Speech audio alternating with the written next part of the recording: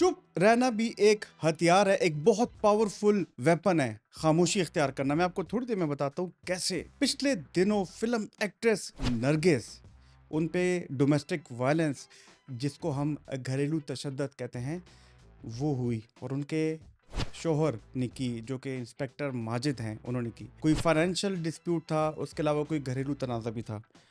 लेकिन film actress Nargis पहली औरत नहीं है पाकिस्तान में। उनसे पहले आयशा जानज़ेब एक होस्ट हैं, उन्होंने भी घरेलू तशद्दुद का इल्ज़ाम अपने दूसरे शोहर पे लगाया।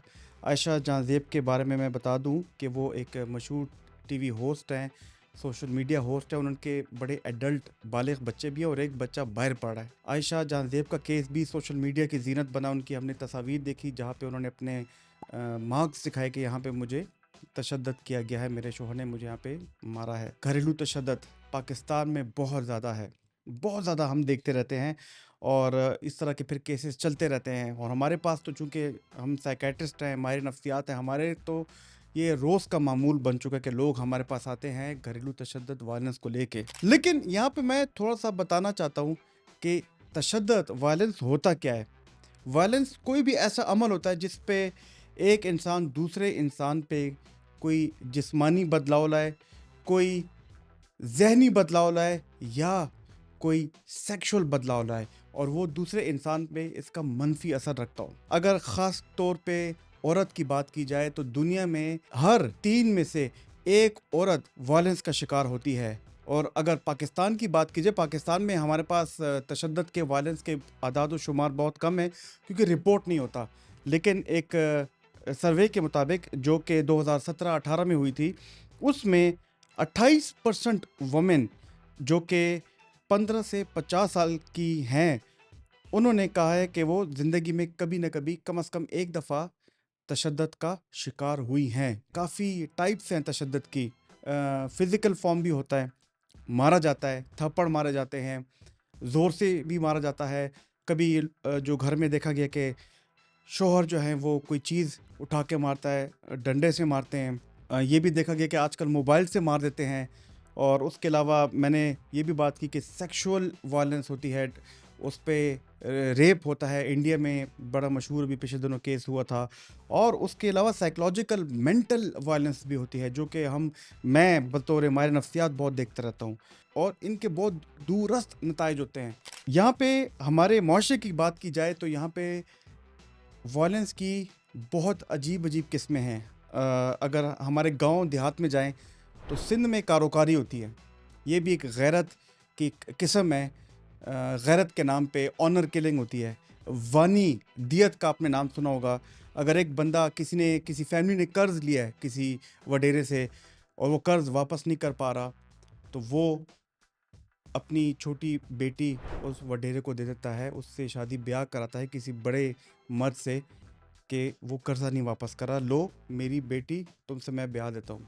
ये तो बात मैं कर रहा हूँ देहात की। लेकिन अब शहरों की बात करें कि यहाँ पे क्यों तशद्दुद होता है, जो मैंने देखा है और जो मैं जितनी फैमिली से मिलता हूँ। ठीक है, वो लोग तशद्दुद करते हैं जिनमें ज़हनी मर्ज़ होता है, यानी कि वो लोग जो कि डिप्रेशन का शिकार होते हैं, जिनको कोई एंग्जाइटी का फॉर्म होता है या पहले उनमें PTSD post traumatic stress disorder होते हैं, उनमें गुस्सा कंट्रोल करने की सलाहियत कम होती है। तो देखा गया कि वो अपने घर में तशद्दुद करते हैं गुस्से कंट्रोल ना करने की वजह से।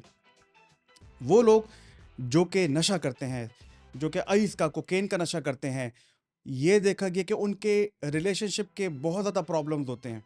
वो घर में आके जब अपने घर वालों से लड़ते हैं, जब उनके घर वाले मना करते हैं कि देखो नशा ना करो, या जब वो कमा नहीं रहे होते तो घर वाले उनको मना करते हैं कि घर में चोरी चकारे मत करो, हमारी ज्वेलरी मत बेचो, तो वो घर में आके लड़ते हैं। घर में वो आखिर में अपने बीवी बच्चों पे तशद्दुद करते हैं, अपने माँ बाप पे तशद्दुद करते हैं। लेकिन जिस चीज़ की तरफ मैं तवज्जो दिलाना चाह रहा हूँ आपकी, वो ये है गुस्से पे कंट्रोल ना पाना। ज़्यादातर ये देखा गया है कि जो कि फिल्म एक्ट्रेस नरगिस या आयशा जानज़ेब के केस में हमारे पास बहुत ज़्यादा कपल्स आते हैं, शादीशुदा कपल्स। हम अपने गुस्से पे काबू नहीं रख सकते, इख्तलाफ राय होता है, एक आर्गूमेंट होती है, और जब वो तनाज़ा बहुत ऊपर चला जाए, उस लम्हे में چپ اختیار کی جائے.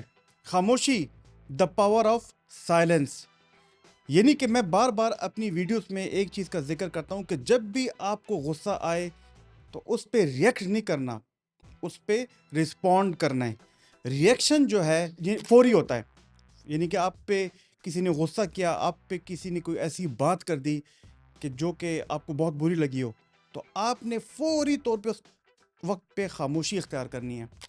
اور آپ اگر کوئی جواب دینا بھی چاہتے ہیں تو سوچئے, آپ دل میں تہیہ کیجئے کہ میں اس ٹائم جواب نہیں دوں گا, میں 5 منٹ بعد, میں 10 منٹ بعد, میں 1 گھنٹے بعد جواب دوں گا. میں آج صبح کی بات کرتا ہوں, میں کہیں پہ گیا, کسی نے مجھ پہ کوئی ایسی بات کی کہ مجھے یقیناً غصہ آیا. میں بھی انسان ہوں, میرے بھی جذبات ہیں, میرے بھی ایموشنز ہیں, لیکن میں نے اسی وقت تہیہ کیا کہ میں اس کو ریئیکٹ نہیں کروں گا, میں رسپونڈ کروں گا, میں اس چیز کا جواب 1 دن بعد ان کو دوں گا, اور ایسا جواب دوں گا کہ میرا رشتہ بھی ان سے خراب نہ ہو, میں اپنی بات بھی ان کو کنوے کروں اور میرا دل بھی ہلکا ہو جائے, لیکن اصل میں میرا رشتہ نہ خراب ہو. یہی چیز ہمارے میاں بیوی میں, کپلز میں موجود نہیں ہوتی.